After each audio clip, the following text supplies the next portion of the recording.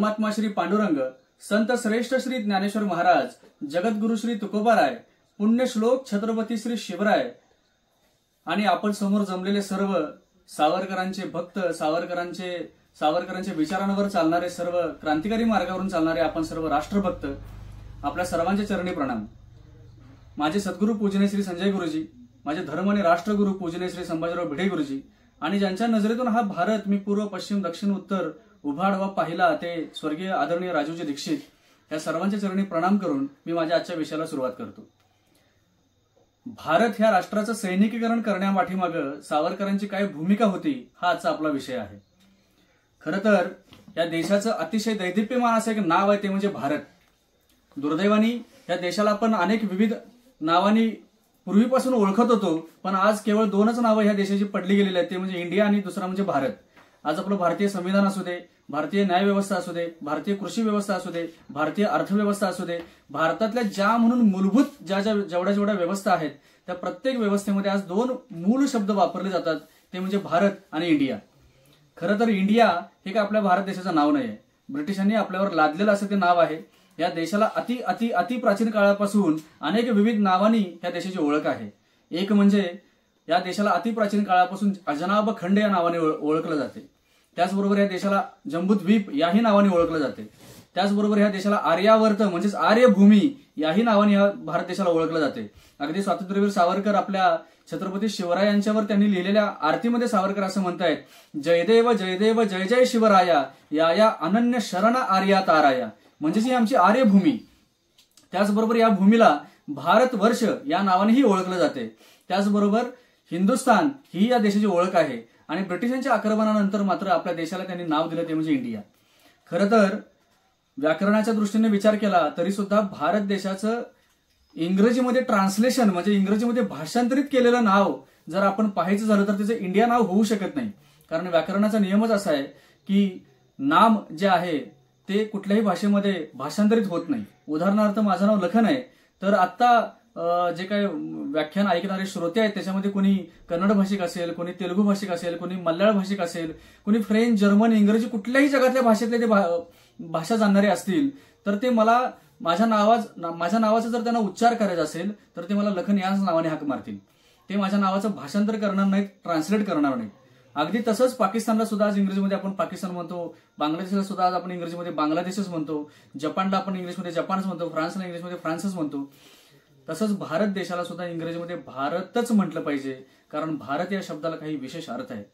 भा अधिक रथ या दोन शब्दापासून भारत शब्दाची उत्पत्ती झाली आणि त्यातल्या भा या शब्दाला तीन अर्थ आहेत। आमचे गुरुजी नेहमी आम्हाला सांगतात की भाचे तीन अर्थ म्हणजे कुठले, की भा म्हणजे भक्ती, भा म्हणजे ज्ञान आणि भा म्हणजे तेज आणि रथ म्हणजे रममान असणे। ज्या देशातल्या लोकांची अंतःकरण भक्तीनं ओथंबलेली आहेत, ज्या देशातल्या लोकांची बुद्धी ज्ञानाने प्रगल्भ आहे आणि ज्या देशातल्या लोकांचं कार्यकर्तृत्व तेजस्वी आहे, अशा लोकांचा देश म्हणजे भारत देश। भक्तिमय अंतःकरणाने, ज्ञानमय बुद्धीनी आणि तेजस्वी कार्यामध्ये रमलेल्या लोकांचा देश म्हणजे भारत देश। आणि अशा भारत देशामध्ये तुम्ही आम्ही जन्माला आलोत, आपण खूप भाग्यवान आहोत। खरं तर याच भारत देशामध्ये अनेक नररत्न जन्माला आले, त्यातलं एक अतिशय शिरोभागी आणि शिरोमणी म्हणून ठरावा असं नररत्न ते म्हणजे स्वातंत्र्यवीर सावरकर। त्यांच्या नावातच वीर आहे। सगळ्या स्वातंत्र्यवीरांची मुकुटमणी म्हणून सावरकरांना आजवर पूजलं गेलेलं आहे आणि तितकीच सावरकरांची उपेक्षा सुद्धा झालेली आहे। दुर्दैवाने सावरकर पचत नाहीत, झेपत नाहीत, ते अनुकरणीय नाहीत असं म्हणत म्हणत म्हणत आमचा भारतीय समाज जणू काय शंड झालाय की काय, अशी अवस्था सावरकरांचं नाव पुढे करून ती करण्यात आलेली आहे। आणि म्हणून सावरकरांची आंतरिक इच्छा काय होती, सावरकरांना स्वतंत्र भारतामध्ये नेमकं काय हवं होतं याचा थोडासा मागोवा घेणं फार आवश्यक आहे। आणि म्हणून लोकमान्य टिळकांच्या जन्मशताब्दीला सावरकर ज्यावेळी पुण्यामध्ये भाषणासाठी आले, खरं तर सावरकरांची त्यावेळची शारीरिक स्थिती अत्यंत दयनीय होती। तोंडातले दात पडलेले होते, गुदद्वारातून रक्त बाहेर पडत होतं। अगदी त्या रेल्वेच्या फलाटावर ज्यावेळी सावरकर उतरले त्यावेळी पुण्याच्या रेल्वे स्टेशनवर त्यांना 2 रक्ताच्या उलट्या झाल्या।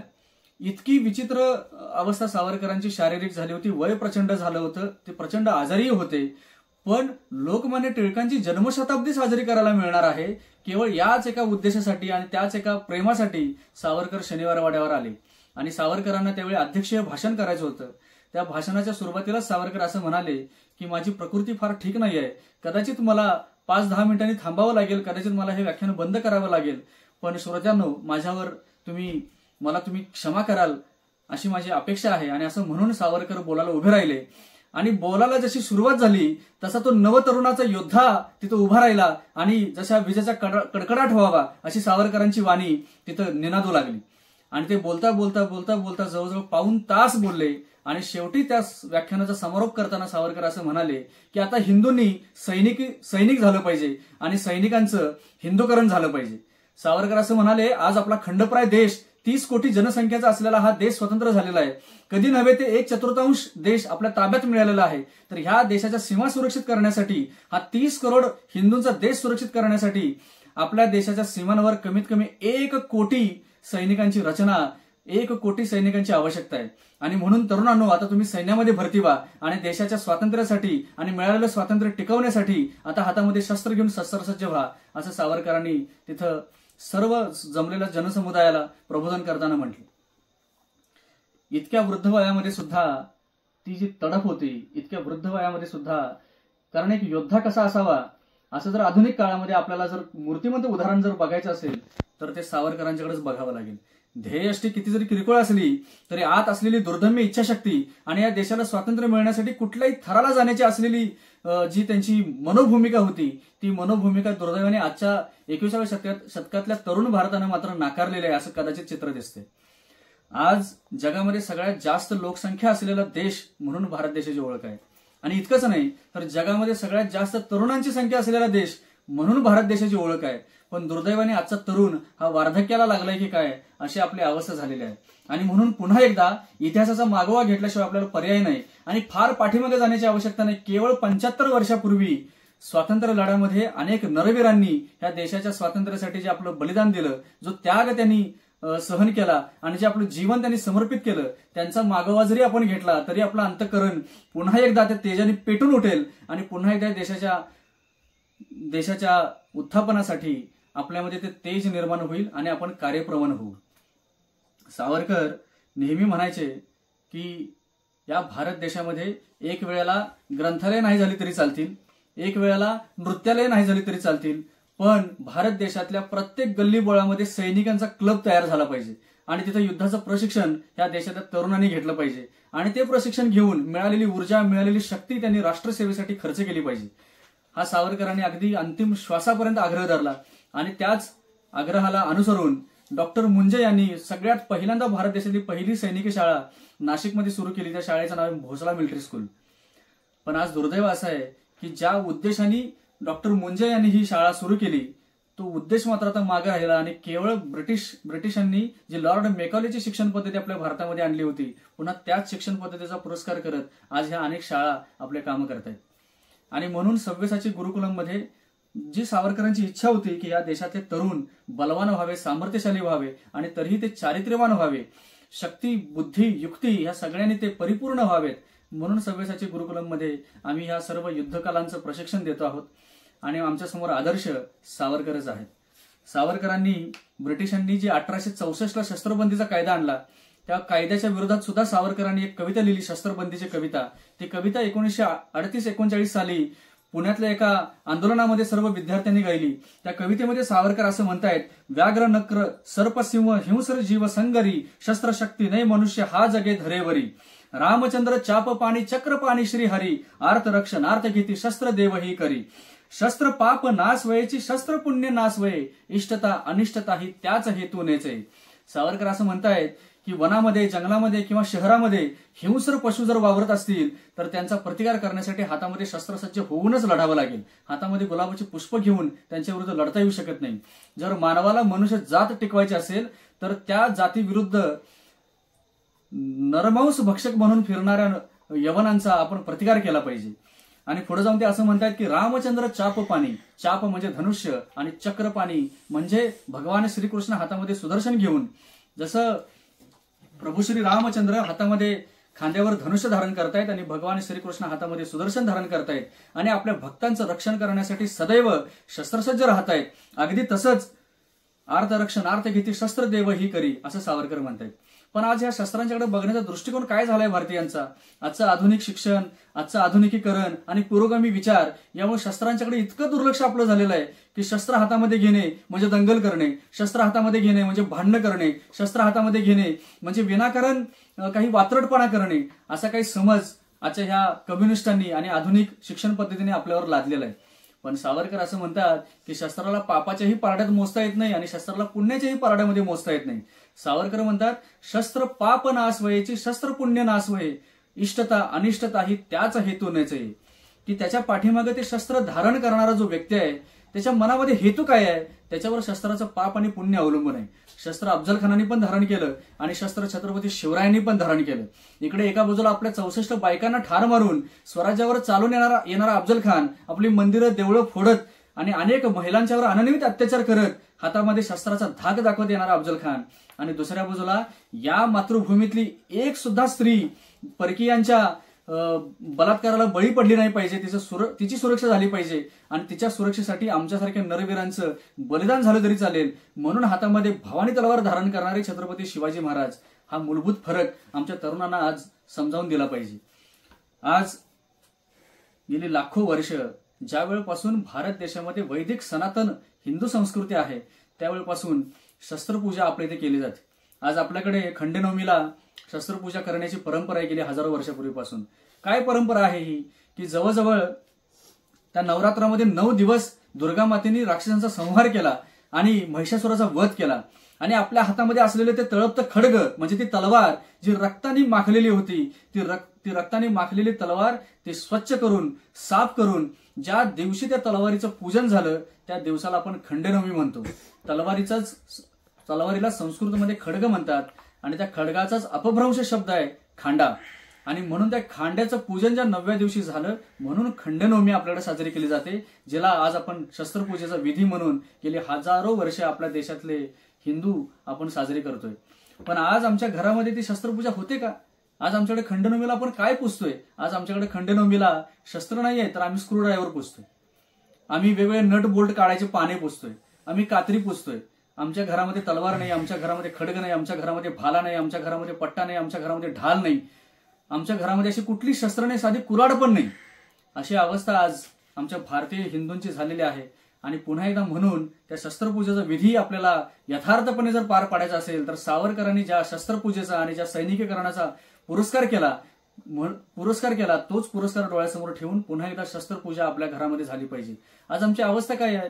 साधा साप जरी आला तर काठी शोधावी लागते, साधा दंड आमच्या घरी नाहीये. आणि पूर्वीचा भारत तर हातामध्ये दंड घेऊन फिरणारा भारत आहे. दंडाला इतकं महत्व आहे भारत देशामध्ये की त्या दंडाला जसं शस्त्र म्हणून महत्व आहे तसा धार्मिक पूजा विधीमध्ये सुद्धा महत्व आहे. आमच्याकडे 4 आश्रमांची व्यवस्था होती ज्यामध्ये ब्रह्मचर्य आश्रम, गृहस्थ आश्रम, वानप्रस्थ आश्रम, संन्यास आश्रम. या आश्रमांमध्ये पहिल्यांदा ब्रह्मचर्य आश्रमामध्ये विद्यारंभाचा विधी व्हायचा आणि त्या विधीमध्ये त्या विद्यार्थ्याला हातामध्ये त्याचा राजपुरोहित हातामध्ये दंड धारण करायला लावायचा. त्या दंडाला म्हणजे ब्रह्मदंड. त्या दंडाला साक्षी ठेवून ब्रह्मचर्य व्रताचं पालन करत करत करत विद्या ग्रहण करणं ही आपल्याकडे परंपरा होती. तोच विद्यार्थी ज्यावेळी युवराज म्हणून गुरुकुलात यायचा आणि नंतर एक राजा होण्यासाठी आवश्यक असलेली सगळी विद्या ग्रहण करून गुरुकुलातून बाहेर पडायचा आणि असा विद्यार्थी आपल्या शौर्याने पराक्रमाने भूमी पादाक्रांत करून ती भूमी स्थिर करून पुन्हा एक राज्याभिषिक्त राजा व्हायचा. अशा त्या राजाचा राज्याभिषेक होत असताना त्याचा राजपुरोहित त्याच्या हातामध्ये एक दंड धारण करायला सांगतो, त्याला सुवर्णदंड म्हटले. तो सुवर्णदंड असतो त्या दंडाला राजदंड म्हटले. त्या दंडाची प्रतिज्ञा घेतल्याशिवाय राजाला सुद्धा सिंहासनावर बसण्याचा अधिकार नाहीये. अगदी तोच राजा ज्यावेळी न्यायदान करायचा त्यावेळी त्याच्या शेजारी बसलेला चोपदार तो आपल्या हातामध्ये एक चांदीचा दंड धारण करायचा. त्या दंडाला न्यायदंड म्हटले. त्या दंडाला साक्षी ठेवूनच न्यायदानाची प्रक्रिया पार पडायची. आजही आमच्या गावांमध्ये वेगवेगळ्या मंदिरांचे उत्सव भरतात. त्या उत्सवामध्ये त्यांच्या पालख्या त्या देवदेवतांच्या नगर प्रदक्षिणेसाठी बाहेर पडतात. त्यावेळी स्वतः एक चोपदार आपल्या हातामध्ये चांदीचा दंड घेऊन बाहेर पडतो आणि मग त्या पालखीची प्रदक्षिणा पूर्ण होते. त्याला धर्मदंड म्हणतात. असा हा दंड धारण करून सावरकर म्हणतात जो दंडधारी तोच राज्यधारी. आणि याच दंडाला डोळ्यासमोर ठेवून सावरकर असं म्हणतायत की आमच्या देशातल्या तरुणांनी दंडनीती शिकली पाहिजे. दंडनीती म्हणजे राजनीती आणि या राजनीतीचा अभ्यास आमच्या तरुणांनी केला पाहिजे. आज दुर्दैवाने आम्हाला राजकारणामध्ये काही रस नाही, आपण सहज म्हणून रिकामी होतो. पण ह्या देशातल्या सगळ्या समस्या आणि ह्या देशातल्या सगळ्या समस्यांचं समाधान जर राजकारणातच आहे तर राजकारणाच्या अभ्यासापासून तरुणांनी परावृत्त होऊन चालणार नाही. आणि म्हणून सावरकरांनी आग्रह धरलाय की राजनीतीपासून तरुण परावृत्त होऊ शकत नाही. त्या सावरकरांना म्हणजे राजनीतीमध्ये गेल्यानंतर काय परिणाम घडतो हे ब्रिटिशांना माहिती होतं, म्हणून सावरकरांना 13 वर्ष रत्नागिरीमध्ये बंदिवानात ठेवलं होतं.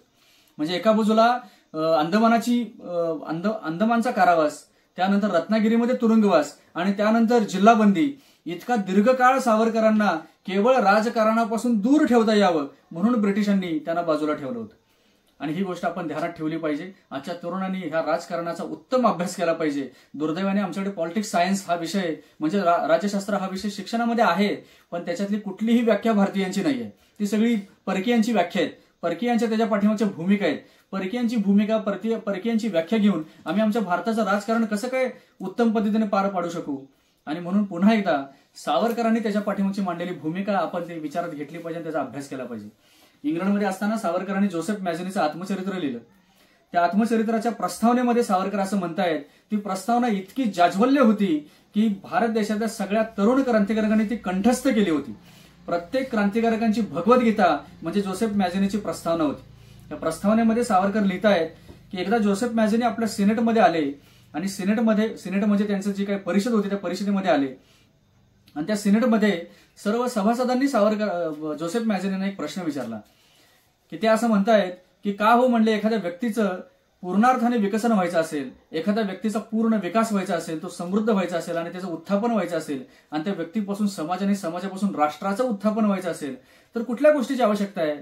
जोसेफ मॅझनीने एका शब्दात उत्तर दिलेलं आहे की तत्वज्ञानाची आवश्यकता आहे. जोसेफ मॅझनी असं म्हणतात की तत्वज्ञान इतकं आवश्यक आहे की त्या तत्वज्ञानामुळे चांगले आचार, चांगले विचार, चांगले संस्कार जनमानसामध्ये पसरतील आणि तो माणूस समृद्ध होईल, सुखी होईल आणि त्या माणसामुळे समाज समृद्ध होईल, सुखी होईल आणि त्या समाजामुळे राष्ट्र समृद्ध आणि सुखी होईल आणि त्या राष्ट्राचं उत्थापन होईल. पण हे चांगले आचार, चांगले विचार, चांगले संस्कार, चांगलं ज्ञान, चांगलं विज्ञान, चांगलं तत्वज्ञान, विद्या, कला, साहित्य हे सगळं ह्या सगळ्याचा विस्तार त्या तत्वज्ञानाचं विश्लेषण करत असताना जोसेफ मॅझनीने खूप सुंदर पद्धतीने मांडलेला आहे. आणि पुढे जाऊन जोसेफ मॅझनी असं म्हणतात पण हा मराठी व्याकरणातला एक असा शब्द आहे की आधी जे काही मांडलेलं असतं ते सगळं शून्य होतं. जोसेफ मॅझनी पुढे जाऊन असं म्हणतायत की पण हे सगळं ज्ञान, विज्ञान, तत्वज्ञान, कला, विद्या, साहित्य, आचार, विचार, संस्कार, तत्वज्ञान जगाच्या दुर्दैवी नियमाने आज तलवारीच्या एका धारेवर टिकून आहे. आणि म्हणून माझा तुम्हाला उपदेश आहे, आधी तलवार उपसा, स्वतः टिका, स्वतः सुरक्षित व्हा आणि मग तुमच्याकडे असलेली जीवनमूल्य जगाला वाटा. जोसेफ मॅझनीचा हा उपदेश सावरकरांनी मुद्दाम त्यांच्या आत्मचरित्रामध्ये लिहून ठेवलेला आहे. ते असं म्हणतात की जगाच्या दुर्दैवी नियमामुळे हे सगळं तत्वज्ञान तलवारीच्या एका धारेवर टिकून आहे, म्हणजे सामर्थ्यावर टिकून आहे. आणि म्हणून माझा तुम्हाला उपदेश आहे, आधी तलवार उपसा, स्वतः टिका, स्वतः सुरक्षित व्हा आणि मग तुमच्याकडे जगाला देण्यासारखी जी काही जीवनमूल्य असतील ते नंतर तुम्ही वाटायला खुशाल सज्ज व्हा. म्हणजे काय की आधी आपण सुरक्षित झालो तरच आमच्याकडे जगाला देण्यासारखी जर काही जीवनमूल्य असतील तर ते आम्ही जगाला देऊ शकू. यासाठी आधी आपण सुरक्षित झालो पाहिजे आणि यासाठी सामर्थ्याचा अंगीकार केला पाहिजे. पितामह भीष्म महाभारतामध्ये असं म्हणतात की सर्वश्रेष्ठ सेनापती कोण आणि त्याची लक्षणं काय, तर ते सांगताना असं ते म्हणतात की जो सेनापती युद्ध टाळतो आणि तरीही जो विजयी होतो तो सर्वश्रेष्ठ सेनापती. आणि हे असं बोलत असताना त्या सभेमध्ये बसलेल्या सगळ्यांना प्रश्न पडला की भीष्म एका बाजूला म्हणतात की युद्ध टाळायला पाहिजे आणि दुसऱ्या बाजूला म्हणतात विजयी पण व्हायला पाहिजे. हे कसं काय शक्य आहे? एका बाजूला युद्ध टाळणं आणि दुसऱ्या बाजूला विजयी होणं ह्या दोन परस्पर भिन्न गोष्टी आहेत. आणि म्हणून सभेतले सर्व सभाजन पितामह भीष्मांना म्हणतायत की आम्हाला याचा काही उलगडा नाही झाला, आम्हाला हे समजलं नाही, दोन भिन्न गोष्टी कशा काय एकत्र येऊ शकतात याचं थोडंसं आम्हाला विश्लेषण करून द्या. त्यामुळे पितामह भीष्म असं म्हणतायत की सेनापतीचं पहिलं आद्य कर्तव्य आहे की आपल्या भूमीवरचं युद्ध त्यांना टाळलं पाहिजे. ते का टाळलं पाहिजे तर युद्ध इतकं भयानक असतं, त्या युद्धाची भयानकता त्याचा विस्तार करत असताना, त्याचं विश्लेषण करत असताना पितामह भीष्म असं म्हणतात की ज्या भूमीवर युद्ध होतं त्या भूमीवर शेकडो वर्ष गवताची काडी उगवत नाही, इतका रसायनांचा, स्फोटकांचा मारा झालेला असतो. ज्या भूमीवर युद्ध होतं तिथली शेती जाळली जाते, कृषी जाळली जाते. ज्या भूमीवर युद्ध होतं तिथले सामान्य नगरवासियांच्यावर अनन्वित अत्याचार केला जातो, तिथली तिथे लुटमार केली जाते, तिथल्या महिलांच्यावर बलात्कार होतो, अत्याचार होतो. आणि म्हणून सेनापतीचं आद्य कर्तव्य असलं पाहिजे की त्या सेनापतीनं आपल्या भूमीवर होणारं युद्ध टाळलं पाहिजे. आणि असं प्रचंड मोठं विश्लेषण त्यांनी युद्ध का टाळलं पाहिजे याच्यावर केलेलं आहे. आणि ते ऐकल्यानंतर मात्र सभेत बसलेले सर्व सभासद त्यांना ते पटलं आणि ते म्हणाले की खरंच आम्हाला मान्य आहे की युद्ध किती भयानक आहे, ते टाळलं पाहिजे. पण तुम्ही असंही म्हणाला की युद्ध टाळून पुन्हा विजयी पण झालो पाहिजे. हे कसं काय शक्य आहे? कारण विजयाचा निर्णय तर युद्धाच्या रणामध्येच होईल की प्रतिपक्ष जोपर्यंत पूर्ण नेस्तनाबूत होत नाही, त्याचा संपूर्ण विनाश होत नाही, तोपर्यंत मी विजयी झालो हे ठरवता येणार नाही. आणि म्हणून पितामह भीष्म आम्हाला याचा उलगडा करून द्या. त्यामुळे भीष्म असं म्हणतायत की ज्या सेनापतीला युद्ध टाळायचं आहे आणि तरीही विजय व्हायचा आहे, त्यासाठी एकच सूत्र आहे, त्या सेनापतीचं स्वतःचं स्वसामर्थ्य इतकं प्रचंड असलं पाहिजे आणि त्याच्यावर चारित्र्याचा अलंकार असला पाहिजे. असा सेनापती ज्या ज्यावेळी युद्धभूमीवर उभा राहील त्यावेळी त्याचं स्वतःचं स्वसामर्थ्य आणि त्याचं चारित्र्य बघून समोरचा प्रतिपक्ष शरण येईल आणि तो स्वतःचा जीव वाचवण्यासाठी त्याला शरण येऊन त्याची जीवनमूल्य अंगीकारेल.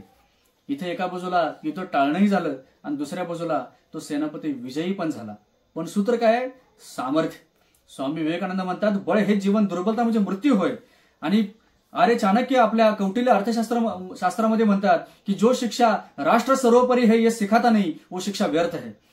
जे शिक्षण सामर्थ्य शिकवत नाही त्या शिक्षणाचा काही उपयोग नाही, कारण दुबळ्यांना जगण्याचा अधिकार नसतो. आजही आपल्या अनेक धार्मिक विधी परंपरांमध्ये दुर्दैवाने ती चुकीची परंपरा आहे, पण पूर्वी ज्या परंपरा आपल्याकडे रूढ झाल्या त्या परंपरेमध्ये बळी देण्याची प्रथा होती. पण बळी सिंहाचा, वाघाचा दिला जात नाही, बळी बकऱ्याचा आणि कोंबडीचा दिला जातो. का दिला जातो? कारण ते दुबळे आहेत. सामर्थ्यवानांचा बळी नाही दिला जात. आणि म्हणून जर आपला बळी जाऊ नये असं जर आपल्याला वाटत असेल तर आपण आधी सामर्थ्य अंगी बांधलं पाहिजे. एक जर्मन तत्ववेत्ता आहे लिडल हार्ट नावाचा, तो असं म्हणतो, if you want piece understand war. जर तुम्हाला शांतता हवी असेल तर आधी तुम्ही युद्ध जाणून घ्या. आणि सावरकर हेच सांगतायत पुढे जाऊन की जर आपला देश स्वयंशासित व्हायचा असेल, आत्मशासित व्हायचा असेल आणि तो शांतता आणि सुव्यवस्थेमध्ये नांदायचा असेल तर ह्या देशाने सामर्थ्याचा पुरस्कार केला पाहिजे, शस्त्रसज्जतेचा पुरस्कार केला पाहिजे, युद्ध सज्जतेचा पुरस्कार केला पाहिजे. आणि म्हणून सावरकर म्हणतायत की रामचंद्र चाप पाणी चक्रपाणी श्रीहरी आर्त रक्षणार्थ घेते शस्त्रदेव ही करी व्हावया स्वदेश सर्वसिद्ध आत्मशासना नव्या पिढीस द्यात वरे समग्र युद्ध शिक्षणा नव्या पिढीस द्यात वरे समग्र युद्ध शिक्षणा. त्या आपल्या शस्त्रबंदीच्या कवितेचा शेवट करताना सावरकर असं म्हणतात की येणाऱ्या प्रत्येक नवीन पिढीला युद्धाचं प्रशिक्षण दिलं पाहिजे. कारण आज जगभरामध्ये व्यक्तिमत्व विकास, सेल्फ डेव्हलपमेंट या नावाखाली जेवढी काय प्रिन्सिपल्स म्हणजे तत्व शिकवली जात आहेत त्या तत्वांच्या मुळाशी जर आपण शिरलो तर ते सगळी तत्व युद्धशैलीतून आलेले आहेत, युद्ध कलेतून आलेले आहेत आणि युद्धशास्त्रातून आलेले आहेत. ज्याला आपण आज टाइमलेस मॅनेजमेंट म्हणतो किंवा ज्याला आपण निर्णय क्षमता म्हणतो, ही सगळी तत्व कुठून आली? ही सगळी तत्व सैनिकांची आहेत. आज जगामध्ये सगळ्यात वेगवान निर्णय घेण्याची क्षमता असलेलं जर कुठलं कॅरेक्टर असेल तर तो म्हणजे सेनापती असतो, एक जनरल असतो. का असतो?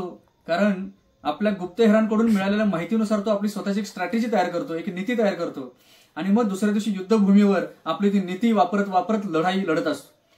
पण गुप्तहेरांच्याकडून मिळालेल्या माहितीनुसार जी रणनीती ठरवलेली आहे ती रणनीती यशस्वी होईल असं काय त्याच्या हातामध्ये नसतं. बऱ्याच वेळा परिस्थिती बदलते आणि बदलणाऱ्या प्रत्येक परिस्थितीमध्ये विदिन ऑफ सेकंद, एका सेकंदाच्या आतमध्ये त्या सेनापतीला निर्णय घ्यायचे असतात. आणि हे निर्णय घेत असताना त्याला कुठलाही वेगळा वेळ नसतो. हे निर्णय घेत असताना त्याला कुठलंही वेगळं शिबिर किंवा त्याला एका वेगळ्या तंबूमध्ये बसून मस्त एसी मध्ये निवांत राहून विचार करून त्याला निर्णय घ्यायला वेळ नसतो. त्याला निर्णय घ्यायचे असतात.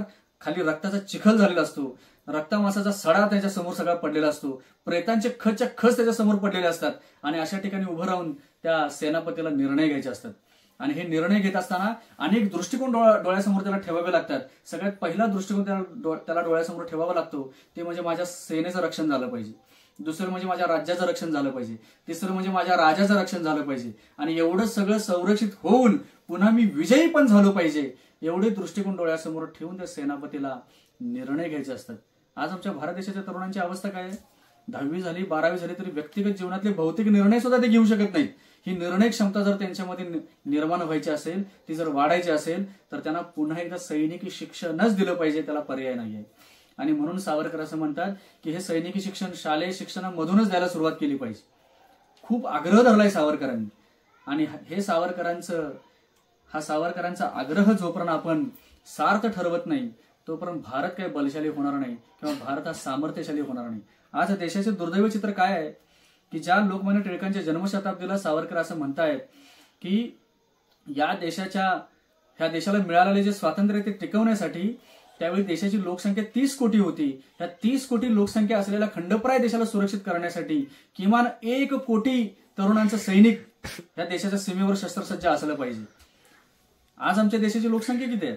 आज देशाला स्वातंत्र्य मिळून 75 वर्ष पूर्ण झाली. आज आमच्या देशाची लोकसंख्या जवळजवळ 142 कोटीच्या घरात आम्ही पोहोचलेलो आहोत.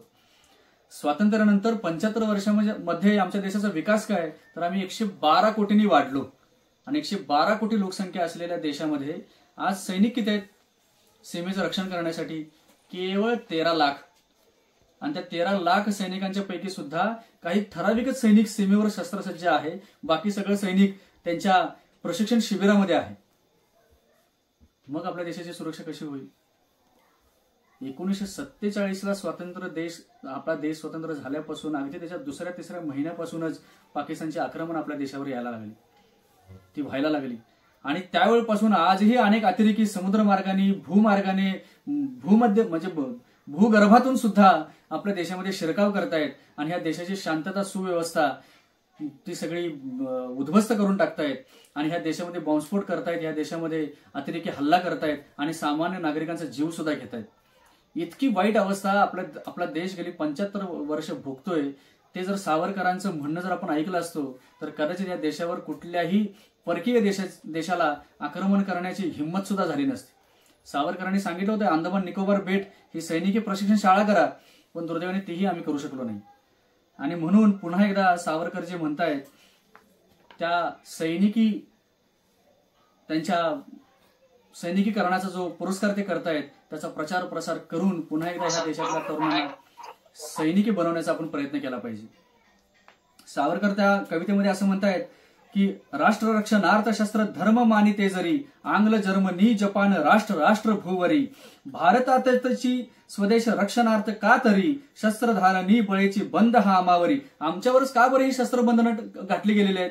कारण ह्या देशातला जो लढाऊपणा आहे, जो चढाऊपणा आहे, या देशातला जो मर्दपणा आहे तो घालवण्यासाठी शस्त्रबंदीचा कायदा ब्रिटिशांनी आपल्यावर लादला. आज तर आम्ही ब्रिटिशांच्या गुलामगिरीतून मुक्त झालो, तर ब्रिटिशांनी जे 3735 कायदे आमच्या भारत देशावर लादले ते आज तरी आपण बदलले गेले पाहिजेत. दुर्दैवाने ते आम्ही बदलले नाहीत. 1864ला असलेला शस्त्रबंदीचा कायदा की ज्यामुळे मराठ्यांच्या हातून घेतलेला हा भारत देश, त्या मराठ्यांच्या हातातली शस्त्र त्यांनी काढून घेऊन मराठ्यांना त्यांनी शंड करून टाकलं, शिखांना त्यांनी शंड करून टाकलं आणि ह्या भारत देशातली राजपुतांनाही त्यांनी शंड करून टाकलं या शस्त्रबंदीच्या कायद्यामुळे. आणि म्हणून पुन्हा एकदा ही शस्त्र आम्ही सर्व तरुणांनी धारण केली पाहिजेत, कारण या शस्त्राच्या पाठीमागे आमच्या अनेक नरवीरांच्या स्मृती लपलेल्या आहेत. सावरकर स्वतः शस्त्रसज्ज असायचे. सावरकर स्वतः बॉम्बविद्या शिकले होते. रशियन क्रांतिकारकांच्याकडून सेनापती बापण्णाच्या माध्यमातून त्यांनी बॉम्बविद्या शिकली आणि त्याचं मॅन्युअल तयार करून त्याची पुस्तिका तयार करून ती भारत देशामध्ये पाठवली. सावरकरांनी 29 ब्राउनिंग पिस्तुलं ग्रंथांमध्ये पिस्तुलाचा आकार कट करून त्याच्यामध्ये ती पिस्तुलं भरून त्या आपल्या सहकाऱ्यांच्या बरोबर त्यांनी भारत देशामध्ये पाठवली. त्याच एका पिस्तुलाच्या माध्यमातून जॅक्सनचा वध आनंद कानेरेंनी केला. आणि ह्या सगळ्या क्रांतिकारकांना आश्रय देणाऱ्या व्यवस्था काय होत्या भारत देशामध्ये, तर त्या होत्या ते म्हणजे आपल्या भारत देशामध्ये असणारे आखाडे, मल्लविद्येचे, कुस्त्यांचे, मर्दानी खेळांचे, युद्धकलांचे आखाडे हे सावरकरांसारख्या अनेक क्रांतिकारकांचे आश्रयस्थान होते. त्यापैकीच नाशिकला यशवंत व्यायामशाळा मंदिर आहे. त्या यशवंत व्यायामशाळा मंदिरामध्ये अनंत कानेरे रोज व्यायामाचे धडे घेत होते. तिथले महाबळ गुरुजी हे क्रांतिकारकांना सहाय्य पुरवत होते. तेही अभिनव भारताचे कार्यकर्ते होते. प्रोफेसर राजरत्न माणिकराव बडोद्याचे त्यांची जुम्मादादा व्यायामशाळा, त्या व्यायामशाळेमध्ये सुद्धा अनेक क्रांतिकारक तिथं प्रशिक्षण घेण्यासाठी असत. सावरकरांनी इंग्लंडहून पाठवलेली ती पिस्तुलं त्याचा पहिला भारत देशातला मुक्काम हा जुम्मादादा व्यायामशाळेत असायचा, जी बडोद्यामध्ये आजही ती व्यायामशाळा आहे. आणि तिथून ती भारत देशामध्ये सर्व क्रांतिकारकांना वितरित व्हायची. आज ह्या आखाड्यांचं योगदान फार मोठं आहे. आज दुर्दैवाने हे सगळे आखाडे आता फक्त केवळ रंजनापुरते, खेळापुरते आणि क्रीडेपुरते मर्यादित राहिलेले आहेत. आज पुन्हा एकदा या आखाड्यांनी राष्ट्राचं स्वातंत्र्य आणि राष्ट्राचं रक्षण ही भूमिका डोळ्यासमोर ठेवून त्यांनी काम केली पाहिजे. आणि म्हणून सावरकरांना पुन्हा त्यांनी अध्वर्यू गुरु मानून सावरकरांच्या उपदेशाला अनुसरून त्यांनी कार्य केलं पाहिजे. सावरकरांनी 30 मार्च 1951ला युनियन हायस्कूलमध्ये एक व्याख्यान दिलं. त्या व्याख्यानामध्ये विद्यार्थ्यांना उद्देशून सावरकर असं म्हणतायत की विद्यार्थ्यांनो, आज तुम्ही वकील झाला नाही तरी चालेल, डॉक्टर नाही झाला तरी चालेल, पण तुम्ही सैनिक झालं पाहिजे, कारण ही देशाची गरज आहे. मराठी साहित्य संमेलनामध्ये सुद्धा सावरकर असं म्हणतात की लेखण्या मोडाने बंदुका हातात घ्या. इथून पुढच्या काही दशकामध्ये एकही कविता रचली गेली नाही तरी चालेल, काही नवीन साहित्य लिहिलं नाही गेलं तरी चालेल, पण हातामध्ये हजार हजार तरुणांनी हातामध्ये रायफली घेऊन गल्ली बोळातून संचलन करत सैनिक मात्र दिसले पाहिजेत, हा सावरकरांचा आग्रह होता. आणि म्हणून खरं तर ह्या देशाला स्वातंत्र्य जे मिळालं ते सावरकरांनी सैनिकीकरणाच्या केलेल्या पुरस्कारामुळेच मिळालं. ज्यावेळी सुभाषचंद्र बोसांची आणि सावरकरांची त्यांच्या सदनामध्ये भेट झाली त्यावेळी सावरकरांनी रासबिहारी बोसांची आलेली पत्र सुभाषचंद्र बोसांना दाखवली आणि सुभाषचंद्र बोसांना त्यांनी उपदेश केला की तुम्ही आता भारतात राहण्यात काही अर्थ नाही, शत्रूचा शत्रू तो आपला मित्र, या न्यायाने तुम्ही आता परदेशात जा, जर्मनीमध्ये जा, जपानमध्ये जा आणि तिथल्या राष्ट्राध्यक्षाची मदत मिळवून ह्या देशाच्या स्वातंत्र्यासाठी प्रयत्न करा. आणि रासबिहारी बोसांनी तिथं आझाद हिंद सेनेची स्थापना केलेली आहे. आता त्यांना एका तडफदार नवतरुणांची सेनापती म्हणून त्यांना गरज आहे, ते सेनापती पद तुम्ही धारण करा आणि आझाद हिंद सेनेला घेऊन भारताच्या स्वातंत्र्यासाठी तुम्ही प्रयत्न करा. आणि हीच प्रेरणा घेऊन सुभाषचंद्र बोस आपल्या भारत देशातून त्यांनी पलायन केलं आणि अगदी चालत जसं मिळेल तसं प्रवास करत करत अफगाणिस्तान, काबूल, कंदाहार हा सगळा प्रवास करत करत सुभाषचंद्र बोस जपानपर्यंत गेले, जर्मनीपर्यंत गेले आणि जर्मनीमध्ये जाऊन हिटलरची मदत त्यांनी घेतली आणि तिथल्या नभोवाणीवरून म्हणजेच रेडिओवरून पहिल्यांदा भारत देशाला त्यांनी संबोधन केलं. आणि तिथं जे युद्ध बंदी होते, युद्ध कैदी होते, त्या युद्ध कैद्यांना मुक्त करून तिथं एक सेना त्यांनी तयार केली आणि त्या सेनेला जर्मनीच्या बाजूनी ब्रिटिशांच्या विरुद्ध लढायला त्यांनी प्रेरणा दिली. पण हिटलरकडून म्हणावी अशी मदत मिळत नाही असं म्हटल्यानंतर त्यांनी पुन्हा जपानपर्यंतचा प्रवास पाणबुडीने केला आणि जपानमध्ये जाऊन तोजो हा जो जपानचा राष्ट्राध्यक्ष होता त्याची मदत मिळवून रासबिहारी बोसांनी तिथली जी सेना तयार केली होती, जी आझाद हिंद सेना, त्या आझाद हिंद सेनेचं एकत्रीकरण करून त्यांचं प्रशिक्षण केंद्र त्यांनी सुरू केली आणि त्या सेनेला घेऊन सुभाषचंद्र बोसांनी भारत देशापर्यंत प्रवास करायला सुरुवात केली. आणि त्या प्रवासामध्येच एका आकाशवाणी केंद्रावरून ज्यावेळी त्यांनी त्यांचं भाषण दिलं त्या भाषणामध्ये सावरकरांनी सैनिकीकरणाचा जो पुरस्कार भारत देशामध्ये चालवला होता त्याचा त्यांनी सुभाषचंद्र बोसांनी आभार व्यक्त केलेले आहेत. इतकं घट्ट नातं सुभाषचंद्र बोस आणि सावरकरांचं होतं. पण दुर्दैवाने ह्या दोघांना वेगवेगळं दाखवलं जाते, या दोघांची कधी भेटच झाली नाही असंही दाखवलं जाते. आणि सुभाषचंद्र बोस सावरकरांना मानत नव्हते किंवा सावरकर सुभाषचंद्र बोसांना मानत नव्हते असा काहीतरी विषारी प्रचार भारत देशामध्ये केला जातोय. खरं तर सावरकरांना आपण समजूनच घेतलं नाही. आणि अशा ह्या स्वातंत्र्यवीर सावरकरांनी ने मजसेने परत मातृभूमीला सागरा प्राण तळमळला असा हा प्राण तळमळ तळमळ तळमळ करून त्यांनी संबंध इंग्लंडमधून पुन्हा भारतामध्ये येऊन सगळ्या नवतरुणांना त्यांनी जी काही प्रेरणा दिली ती प्रेरणा मात्र आज पुसण्याचा प्रयत्न काही राज्यकर्त्यांच्याकडून केला जातोय. पण तुमची माझी जबाबदारी आहे की ती सावरकरांची प्रेरणा पुसली जाता कामा नये. पुन्हा एकदा ते सावरकरांचं तेज, सावरकरांचं ओझ आमच्या तरुणांच्यापर्यंत पोहोचलं पाहिजे. त्या तरुणांनी सावरकरांच्या जीवनचरित्रातून देश स्वातंत्र्याचा आणि मिळालेलं स्वातंत्र्य टिकवण्याचा निर्धार केला पाहिजे. आणि आपण सगळ्यांनी शस्त्रसज्ज होऊन युद्धाचं आणि सैनिकी शिक्षण घेऊन शस्त्रसज्ज झालो पाहिजे. कारण देशांतर्गत आजही देशाची सुव्यवस्था आणि शांतता प्रस्थापित करण्यासाठी शस्त्रांची आवश्यकता आहे. सावरकर एका ठिकाणी असंही म्हणाले, देश पारतंत्र्यामध्ये असताना हातामध्ये शस्त्र धारण न करणं हे शंडपणाचं लक्षण आहे आणि देश स्वातंत्र्यामध्ये असताना उगाच शस्त्र धारण करून क्रांती करण्यामध्ये पण काय अर्थ नसतो. पण युद्धशास्त्राचा अंतिम ध्येय काय आहे तर युद्धशास्त्राचं अंतिम ध्येय शांतता आणि सुव्यवस्था. शांतता प्रस्थापित करण्यासाठी सुद्धा युद्धच करावं लागतं. शांतता प्रस्थापित करण्यासाठी सुद्धा सामर्थ्याचाच पुरस्कार करावा लागतो. आणि यासाठी म्हणून सावरकरांनी पुन्हा पुन्हा या देशातल्या तरुणांना सैनिकी प्रशिक्षण घ्या असा आग्रह धरला. सावरकर पुढे जाऊन असं म्हणाले की महाराष्ट्र हा भारताचा खडगहस्त झाला पाहिजे, महाराष्ट्र ही भारताची तलवार झाली पाहिजे आणि महाराष्ट्रानेच भारताच्या स्वातंत्र्याचं, भारताच्या सुरक्षेचं व्रत धारण केलं पाहिजे. महाराष्ट्रीयांच्यावर सावरकरांची फार चांगली भिस्त होती. ते असं म्हणाले की हा देश खऱ्या अर्थाने सुरक्षित जर कोणी केला तर तो मराठ्यांनी केला. म्हणजे जवळजवळ 750 वर्ष यवनांचा नंगा नाच या भूमीवर चालू असताना, अख्खा देश हिरवागार पडलेला असताना आणि त्याचबरोबर इथल्या माई भगिनींच्यावर अनन्वित अत्याचार होत असताना छत्रपती शिवरायांच्या माध्यमातून पुन्हा एकदा हिंदवी स्वराज्याची स्थापना झाली. पुनरपी ह्या देशाला एक स्वतंत्र सिंहासन मिळाले, एक राजा मिळाला, छत्र मिळाला, छत्रपती मिळाले. आणि त्या छत्रपती शिवरायांची प्रेरणा घेऊन बाजीराव पेशव्यांनी आणि त्यानंतरच्या अनेक मराठ्यांनी दक्षिण उत्तर हा संबंध भारत स्वतंत्र केला, मुक्त केला आणि त्याच्या सुरक्षेची जबाबदारी आपल्या खांद्यावर घेतली. ज्या ज्यावेळी या भूमीला गरज पडली त्यावेळी मराठी तिथपर्यंत चालत गेले. अगदी पानिपताला सुद्धा म्हणजे म्हटलं तर मराठ्यांचं आणि ते अब्दालीचं काही युद्ध नव्हतं. पण देशाच्या स्वातंत्र्याचा विचार मराठ्यांच्या अंतःकरणामध्ये होता. तो विचार अंतःकरणामध्ये ठेवून भाऊराव पेशवे वगैरे सगळ्यांनी, सदाशिवराव भाऊराव वगैरे सगळ्यांनी जाऊन उत्तरेमध्ये जाऊन तिथं लढाईमध्ये ते सज्ज झाले आणि देशाच्या स्वातंत्र्यासाठी आपलं प्राण अर्पण केले. लाखो मराठ्यांची तिथं कत्तल उडाली, लाखो बांगड्या फुटल्या, पण तरीही देश स्वातंत्र्याचा विचार काय त्यांच्या अंतःकरणातून पुसला गेला नाही. पण दुर्दैवाने आज पुरोगामी महाराष्ट्रामध्ये सैनिकी शिक्षणाला मात्र फार दुय्यम दर्जाचं समजलं जाते. सावरकर एका व्याख्यानामध्ये असंही म्हणाले की स्त्रियांनी सुद्धा सैन्य भरतीमध्ये आग्रहाने पुढाकार घेतला पाहिजे. पण त्यावेळी काही लोक असे म्हणायचे की सैनिक होणं म्हणजे मृत्यूला सामोरं जाणं, सैनिक होणं म्हणजे मरायला जाणं. सावरकर असे म्हणाले की केवळ सैनिकच मरत नाही, सामान्य नागरिकही रोज मरतो. रोज तो अपघाताने मरतो, आजाराने मरतो, तापाने मरतो, डेंग्यूने मरतो, विविध आजारांनी रोज भारतातले सामान्य नागरिक पण मरतायत. पण एका सैनिकाला वीराचं मरण येत. भगवद्गीतेमध्ये असं म्हणतात की मोक्षाचे अधिकारी कोण? मोक्षाचे अधिकारी दोनच व्यक्ती. एक व्यक्ती म्हणजे तो योगी, जो आपला प्राण ब्रह्मरंध्रातून अनंतात विलीन करतो, असा एक योगी मोक्षाचा अधिकारी असतो. आणि दुसरा तो म्हणजे आपल्या छातीवर शत्रूचे घाव झेलत झेलत धर्म आणि राष्ट्र संस्थापनेसाठी लढणारा योद्धाही मोक्षाचा अधिकारी असतो. अशा दोघांनाच सावरकरांनी मोक्षाचे अधिकारी मानलेला आहे. आणि म्हणून पुन्हा एकदा योद्धा संन्यासी आपण झालो पाहिजे.